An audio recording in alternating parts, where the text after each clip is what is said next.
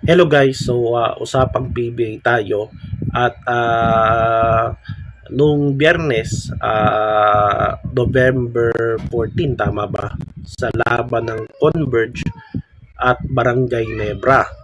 Nanalo yung Converge laban sa Barangay Nebra at mga 10 yung lamang ng panalo ng Fiber Xers. So, ang nangyari, 'di ba, kapag tapos na yung laro, guys, 'di ba? Merong parang ano na ito no? Kultura na ito kapag tapos na yung laro, nagkakamayan na yung mga players at coaches, yung dalawang koponan na naglalaban sa isang laro. So, ang nangyari nung laban sa Ginebra versus Converge, after ng la, ah, la, laban, 'di ba? Tapos na yung laro, panalo na yung Converge. So merong nangyaring commotion, no? Itong si Coach Tim Con parang nagrereklamo, no? Kung bakit meron pang tumira kahit panalo na itong Fiber Xers. So parang sinabihan niya itong si Coach Pineda kung bakit tumira pa kayo, alam naman natin na nanalo na kayo. So dahil doon sa layup kasi ni Juan Gomez Deliano, so humirit pa itong si Juan Gomez Deliano. Siguro ang isip ng Converge nila Juan Gomez Deliano na pwede pa habulin ng Barangay Nebra yung lamang nila. Kasi sigurong lamang nila after 8 points, no? So 8 points, hindi pa yan safe, no, sa isang sa last 1 minute. Hindi pa yan safe, guys, no? Posible pa yan mahabol dahil alam naman natin ang PBA meron ng 4-point shot.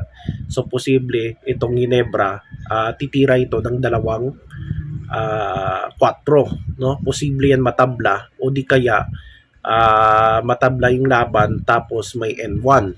So merong na foul. So +1 pag tumira panalo sila. So yan yung inisip ng Converge dahil meron ng 4-point shot kasi.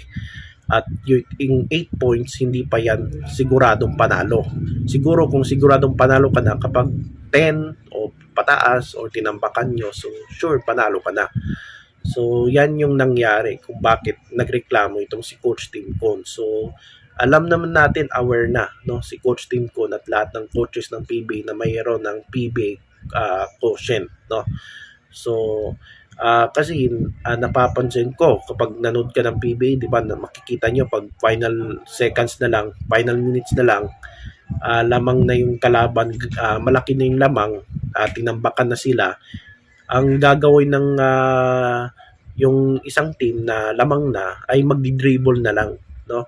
Dribble na lang. Siguro pagsabihan din nila yung kabilang kuponan na wag na kayong tumira, no?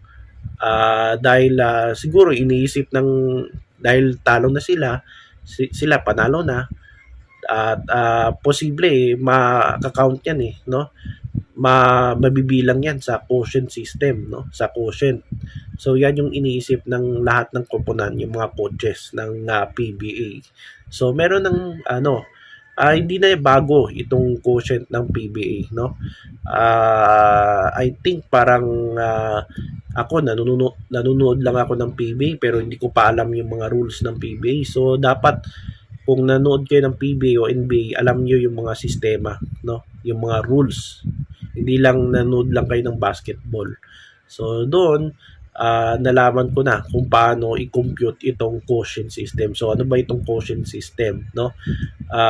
Yan yung parang rules ito ng basketball kung saan binibilang kapag merong mga tied na sa standings, yung mga nagkatablahan sa standings, ang magbe-base sila kung sino yung mauna, ibe-base nila sa quotient. So yung total ng mga games, no, yung laro nila, total of games, number of games, parang yung mga score nila sa ilang games na nilalaroan nila. So ito total nila yung mga scores sa bawat game, tapos at score din sa yung na-score nila divided by yung score ng kalaban. So, yon yung quotient system. So, dyan sila nagbebase. So, hindi na bago yan sa PBA yung quotient system. So, ang alam ko, nagsimula yan, narinig ko, nung yung pagbabalik ng 3 conference format ng PBA. So, meron na talaga yung quotient system. So, yon. So, alam ko na kung paano bilangin itong i-compute itong quotient ng PBA. So, yon. At sa hindi lang sa PBA ginagamit yan, sa FIBA ginagamit na din yan. Sa NBA parang hindi, no? Parang ginagamit nila sa NBA yung parang head-to-head victory, no? Sa PBA at sa FIBA at sa NCAA siguro, no? Quotient yung ginagamit. So, yun. So, paano paano i-compute itong quotient? So, halimbawa, meron akong example dito. So, 4 na teams. Nilagay ko dyan Cowboys, Eagles, Commanders at Giants. So, mga ito, American football teams, no, sa NFL. So, halimbawa, itong team na ito, halimbawa, meron silang 3 games, no? Halimbawa, 3 games in case nagkatablahan sila sa standings. Halimbawa, nagkatablahan sila, 4 sila nagkatablahan para labanan nila yung ang paglalabanan na lang nila yung last 2 slots sa playoffs. So, halimbawa, itong Commanders, sa 3 games nila ay meron silang 274 na na-score nila.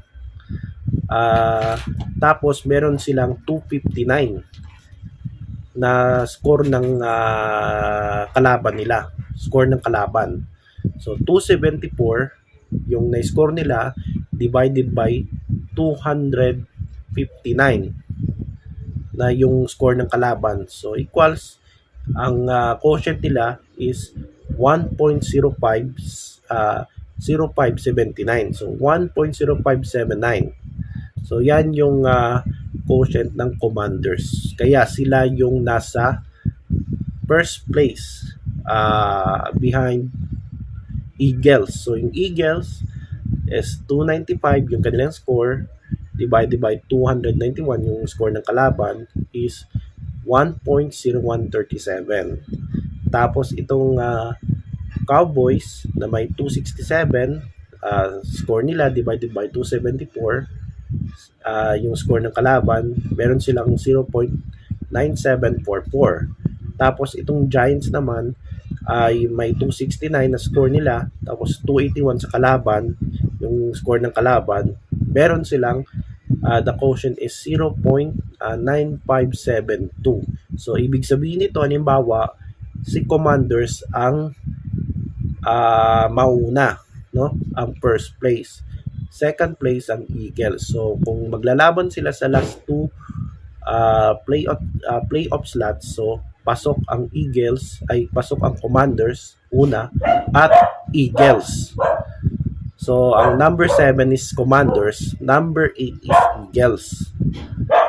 Or kapag halimbawa nagkatay sila sa first place, so ang kukuha sa first lot, no, sa first place ay ang Commanders dahil sila yung mataas ang quotient.